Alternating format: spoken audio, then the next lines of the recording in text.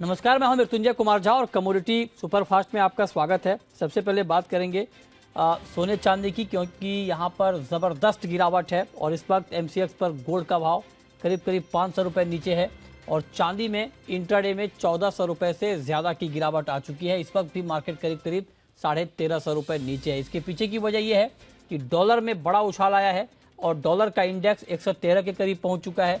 1.5% के आसपास की तेज़ी डॉलर के इंडेक्स में है और उसने पूरी दुनिया में गोल्ड, क्रूड, मेटल की कीमतों पर दबाव बढ़ाया है।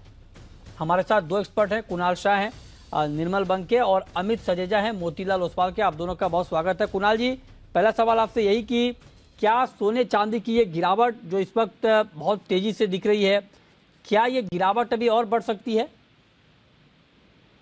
जी हाँ मृत्युंजय जी, बेसिकली मार्केट में एक्सपेक्टेशन थी कि फेड 4.5% से ज्यादा इंटरेस्ट रेट हाइक नहीं करेगा। तो दिसंबर का जो 50 बेसिस पॉइंट का रेट हाइक एक्सपेक्टेड है, उसके बाद फेडरल रिजर्व रेट हाइक करना बंद कर देगा। बट एक्चुअली कल जो फेडरल रिजर्व की मीटिंग के बाद जो पावेल साहब की स्पीच हमने देखी, उसमें क्लियरली उन्होंने मेंशन किया that this is not over and we will continue to rate hike. उसके बाद जो एक्सपेक्टेशन मार्केट की हो गई है वो और 50 बेसिस पॉइंट रेट हाइक जनवरी में आने की हो गई है। अच्छा। तो 4.5% मार्केट ने डिस्काउंट किया हुआ था, बट 5% मार्केट ने डिस्काउंट नहीं किया था। तो इसकी वजह से मार्केट में आपको गिरावट देखने मिल रही है। डॉलर इंडेक्स स्ट्रांग हो रहा है। तो जब तक यूएस के डेटा कमजोर नहीं होते हैं तब तक डॉलर में वीकनेस आने के कारण नहीं अवेलेबल है राइट नाउ। तो इसी के कारण आपको गोल्ड और सिल्वर में थोड़ी और गिरावट देखने मिल सकती है। अच्छा, तो आप कह रहे हैं कि ये गिरावट और बढ़ सकती है। तो ऐसे में अमित जी, ट्रेड क्या लिया जाए इस गिरावट में? गोल्ड और सिल्वर में ट्रेड क्या आप रिकमेंड करेंगे? जी नमस्कार मृत्युंजय जी। देखिए मेरे हिसाब से क्योंकि सुबह से काफी ज्यादा गिरावट आ गई, तो एक हल्की सी शॉर्ट कवरिंग 50, 250, 300 तक आ सकती है।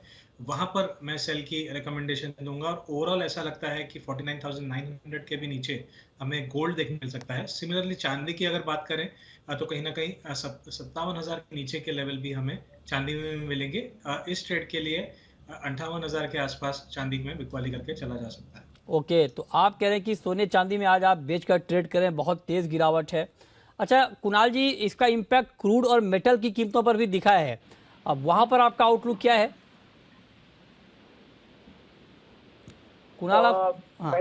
मेटल्स तो बहुत ज्यादा कमजोर हो जाएंगे, क्योंकि एक ही मेटल्स में दो रीजन के कारण तेजी हो रही थी। एक तो फेड 4.5% से ज्यादा रेट हाइक नहीं करेगा वो, और दूसरा रीजन था चाइना में जीरो कोविड पॉलिसी को एबोलिश किया जाएगा। तो ये दोनों न्यूज अभी नलीफाई हो गए। चाइना की ऑफिशियल गवर्नमेंट से स्टेटमेंट आया है that they will continue with the zero covid policy. तो China is not opening up, so that is negative for this metals. और दूसरा, ये जो फेडरल रिजर्व और एग्रेसिव होने वाला है, तो इसके कारण डॉलर इंडेक्स में स्ट्रेंथ आ रही है, तो इसके कारण भी मेटल। तो कॉपर आई थिंक 640, 635 तक के रेट आपको एक बार देखने मिलेंगे, ऐसा व्यू बन रहा है मेरा। तो रणनीति 651 पे बेचने के लिए रिकमेंड करूंगा। 56 का स्टॉप लॉस रखी है और 640 और 635 तक के लेवल आपको कॉपर दिखा सकता है।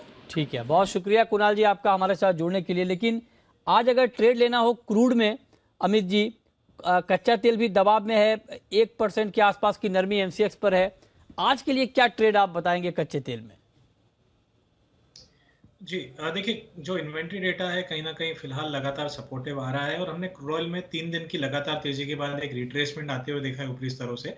तो यहाँ पर मैं बेचने की सलाह नहीं दूंगा। इनफैक्ट 7,320 से 40 की जोन में एक सपोर्ट एरिया बनती है जो टेस्ट हो गई है। यहाँ से एक बार बाइंग की पोजीशन ली जा सकती है और जो कल के हाईज थे 7,480 के करीब, वो रीटेस्ट होने की संभावना बनी हुई है।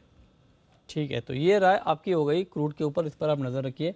अच्छा, कॉपर और जिंक, यहाँ पर भी दबाव है और अभी जैसे कुणाल कह रहे थे कि यहाँ पर गिरावट और बढ़ सकती है, क्योंकि एक तरफ डॉलर स्ट्रांग है, दूसरी तरफ चाइना में डिमांड का कंसर्न है। तो यहाँ पर क्या किया जाए कॉपर जिंक में?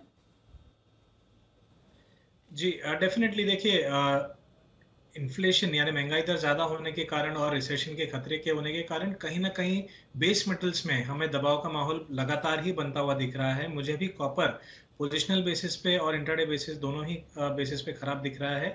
इंट्राडे बेसिस 650 152 के करीब मैं भी बिकवाली की सलाह देना चाहूंगा 644 के शॉर्ट टर्म टारगेट के लिए, और पोजिशनली कहीं ना कहीं दोबारा 635 के लेवल इसमें आते हुए दिख रहे हैं। ठीक है, बहुत शुक्रिया अमित जी आपका जुड़ने के लिए, बताने के लिए कहाँ पर ट्रेडिंग के मौके आज बनेंगे।